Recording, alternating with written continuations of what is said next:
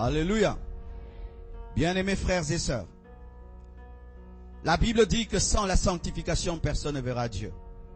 Et des fois, nous pouvons venir à l'église, année après année, cherchant beaucoup de choses sans avoir l'essentiel.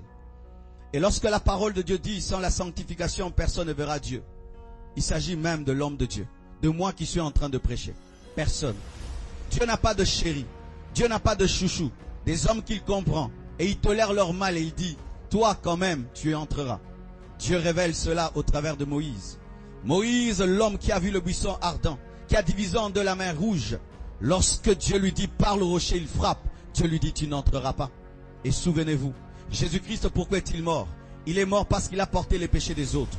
Vous savez, la mort de Jésus-Christ révèle une chose. Si Dieu peut tuer son fils pour les péchés des autres, qu'est-ce qu'il te fera à toi?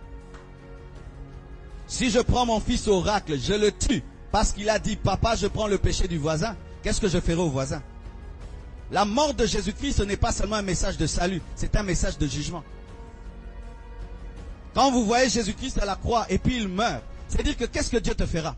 Toi, tu es son fils par adoption, mais Jésus est son fils par essence. Si son propre fils par essence, il le tue, et alors toi qui l'as adopté, parce que de nature tu es fils du diable. Et alors des fois nous pensons quoi? Je chante à l'église, Dieu va comprendre. Non, tu iras en enfer en chantant. Ah oui, je donne mon offrande et j'irai au ciel. Non, tu vas remplir le panier de l'église, mais tu vas remplir aussi l'enfer. Et maintenant, qu'est-ce que les gens pensent? Que Dieu peut permettre et tolérer le péché en moi parce que je fais ceci, parce que je suis cela. Non, personne n'entrera et ne verra Dieu sans la sanctification. Bien-aimés frères et sœurs, la Bible me fait trembler parce que je sais que mes prédications ne me feront pas entrer au ciel. Non, c'est la vie que je mène devant Dieu. Le véritable Marcelo n'est pas celui qui prêche ici, c'est celui qui était dans la chambre. Sans la sanctification réelle, la sanctification secrète, pas publique, parce qu'en public tout le monde est saint, une vie d'hypocrisie et de religiosité. Mais dans la profondeur de ta vie, tu dois vivre dans la sanctification. Alléluia. C'est pourquoi nous sommes venus apporter ce message. Aussi pourquoi? Parce que Jésus revient bientôt. Bien-aimé, ce n'est pas un slogan. Jésus revient bientôt. Regardez le monde actuel. Le monde actuel est en train de se préparer à la venue de quelqu'un qui s'appelle l'Antichrist. Mais il est impossible que l'Antichrist se présente sans que le vrai Christ ne se soit présenté. Et si nous sommes proches de la manifestation de l'Antichrist, donc nous sommes plus proches de la manifestation du Christ. Car il faut que le Christ vienne et l'Antichrist viendra après. Bien-aimé, Jésus revient bientôt.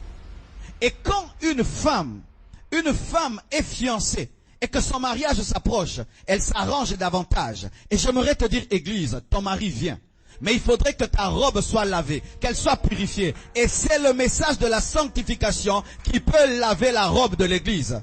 Bien-aimé, le message de la guérison des miracles est bon. Je prêche cela, je vis cela, je vois cela. Mais je suis conscient d'une chose, c'est le message de la sainteté qui lave la robe de l'Église. Et la robe de l'Église est très sale.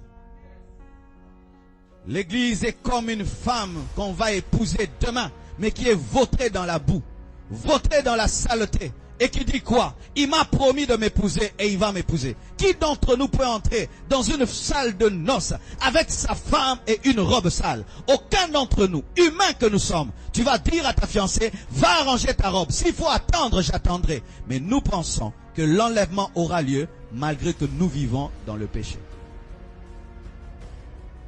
Si alors que je prêche maintenant, cette salle tombe, où est-ce que tu iras? Si cette salle tombait sur nous, où iras-tu? Où iras-tu? Il faut se poser de telles questions. Parce que nous sommes des mortels. Car certaines personnes disent aussi, mais Jésus-Christ ne revient pas encore, mais ta mort. Est-ce que tu peux déterminer le jour de ta mort? Vous n'avez pas le temps. Et tu n'as pas à dire, c'est un bon message. Je reviendrai demain et demain je veux me mettre en ordre. Tu n'as pas le temps parce que tu ne sais pas. Tu ne sais pas. Je ne connais pas le taux de mortalité en France, mais je sais que les Français meurent aussi et vous aussi. Bien-aimés frères et sœurs, la mort un jour va frapper à ta porte.